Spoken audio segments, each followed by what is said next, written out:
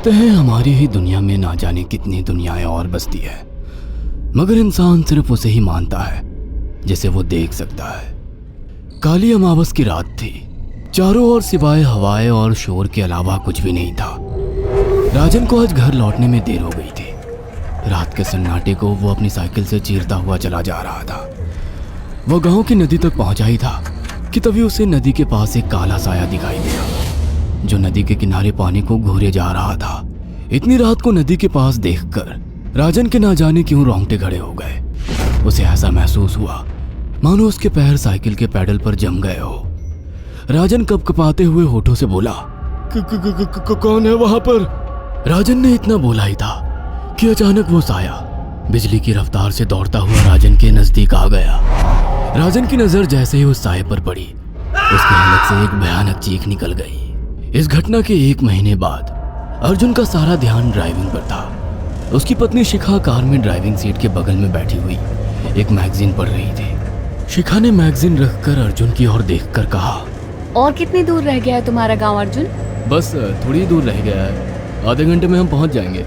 तुम्हारे चेहरे पर इतनी टेंशन क्यों है? टेंशन क्यों नहीं होगी शिखा, मैंने अपनी माँ को बगैर बताए तुमसे लंदन में शादी जो कर ली। पता नहीं माँ तुम्हें देखकर कैसे रिएक्ट करेगी। डोंट वरी अर्जुन, मुझ पर भरोसा रखो। तुम्हारी माँ को मनाने की जिम्मेदारी मेरी है। आई होप शिखा ऐसा ही हो। यकीन मानो अगर ऐसा हुआ ना तो मेरे ऊपर से एक बहुत बड़ा बोझ उतर जाएगा। अब मुस्कुरा भी दो यार। अच्छा, तुम बता रहे थे कि गांव में तुम्हारी बहुत बड़ी हवेली बनी हुई है, कुछ बताओ ना अपनी हवेली के बारे में। अरे 15 मिनट में हम वैसे भी पहुंचने वाले हैं, तुम खुद देख लेना। कुछ ही देर में अर्जुन अपने गांव वीरपुर अपनी हवेली में खड़ा हुआ था। अर्जुन की मां अर्चना देवी अर्जुन के स्वागत के लिए हवेली के बाहर खड़ी हुई थी। अर्जुन ने दौड़कर अपनी मां के पैर छुए और डरते हुए बोला, ये शिखा है मां, मेरी पत्नी। हम दोनों ने लंदन में शादी कर ली। अर्जुन की बात सुनकर अर्चना देवी मुस्कुराकर बोली, कोई बात नहीं बेटा, एक ना एक दिन तो तुझे शादी करनी ही थी। इतना बोलकर अर्चना ने अपनी बहू को गले लगा लिया और वो अंदर आने का इशारा करती हुई वहां से चली गई। अर्जुन को अपनी मां का ये बिहेवियर देखकर बहुत ज्यादा हैरत हुई। उसे उसकी मां इस बार बहुत बदली हुई सी लगी। अर्जुन पूरे 10 साल बाद लंदन से आया था। अर्जुन उन्हीं ख्यालों में खोया हुआ था कि उसके कानों में उसकी पत्नी शिखा की आवाज टकराई। अब क्या बाहर ही खड़े रहने का इरादा है क्या? अंदर नहीं चलोगे? कौन से ख्यालों में गुम हो गए? मुझे लगा था माँ को मेरी शादी के बारे में जानकर बुरा लगेगा, मगर माँ को तो जैसे कोई फर्क ही नहीं पड़ा। अजीब आदमी हो, ये तो अच्छी बात है। मुझे मेहनत करने की जरूरत ही नहीं पड़ी। चलो अब अंदर भी चलो। अर्जुन और शिखा अंदर की ओर चले गए। अर्जुन ने देखा कि उसकी हवेली में सन्नाटा पसरा हुआ था। उसे याद था कि उसकी हवेली में बहुत सारे नौकर चाकर हुआ करते थे। डाइनिंग टेबल पर डिनर के दौरान अर्जुन अपनी माँ से जो बोला वो सुन उसकी पत्नी शिखा और रहस्यमय अंदाज में मुस्कुराकर लगातार देखे जा रही थी। माँ, हवेली के सारे नौकर कहाँ गए? मैंने सबको छुट्टी दे दी बेटा। लेकिन क्यों माँ, तुम्हें तो काम करने में बहुत ज्यादा तकलीफ होती होगी। नहीं बेटा, मुझे कोई तकलीफ नहीं होती। कुछ वक्त से मुझे सुकून और सन्नाटा अच्छा लगता है। अर्जुन इससे पहले अपनी माँ से कुछ कहता कि उसकी माँ ने उसे बोलने से रोक दिया। अर्जुन चुपचाप खाना खाने लगा। खाने के बाद अर्जुन और शिखा बेडरूम में चले गए।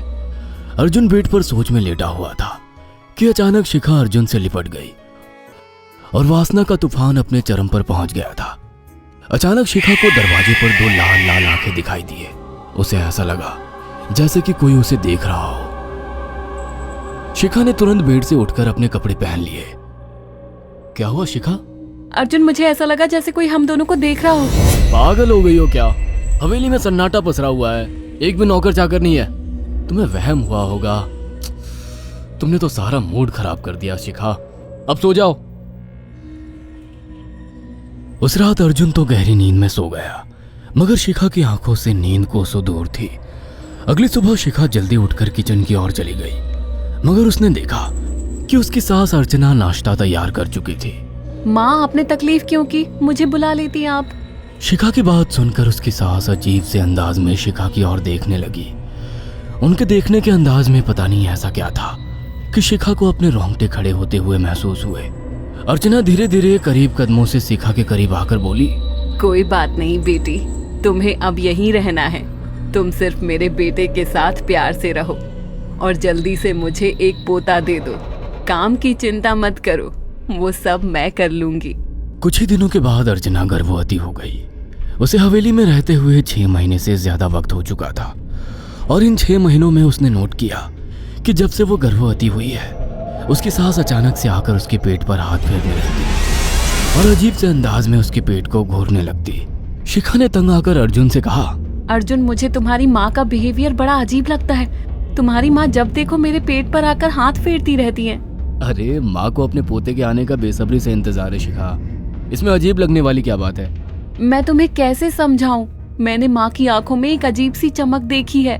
कैसी चमक? शिखा के मुंह से अचानक से एक अल्फाज निकल गया, जैसे किसी डायन की आंखों में होती है। शिखा की बात सुनकर अर्जुन का गुस्सा 7वें आसमान पर पहुंच गया। वो गुस्से से चीखते हुए बोला, खबरदार शिखा, आगे एक शब्द मेरी माँ के खिलाफ मत निकालना, नहीं तो मुझसे बुरा कोई नहीं होगा। तुम्हें शर्म आनी चाहिए शिखा। जब से तुम यहाँ पर आई हो तब से मेरी माँ तुम्हारी कितनी चिंता करती है। वह तुम्हें समय से खुद नाश्ता बनाकर देती है, खाना देती है, यहाँ तक कि हवेली की साफ सफाई भी वो अकेली करती है। क्या बोलूं अब तुमसे, शर्म आती है मुझे तुम्हें अपनी पत्नी कहते हुए।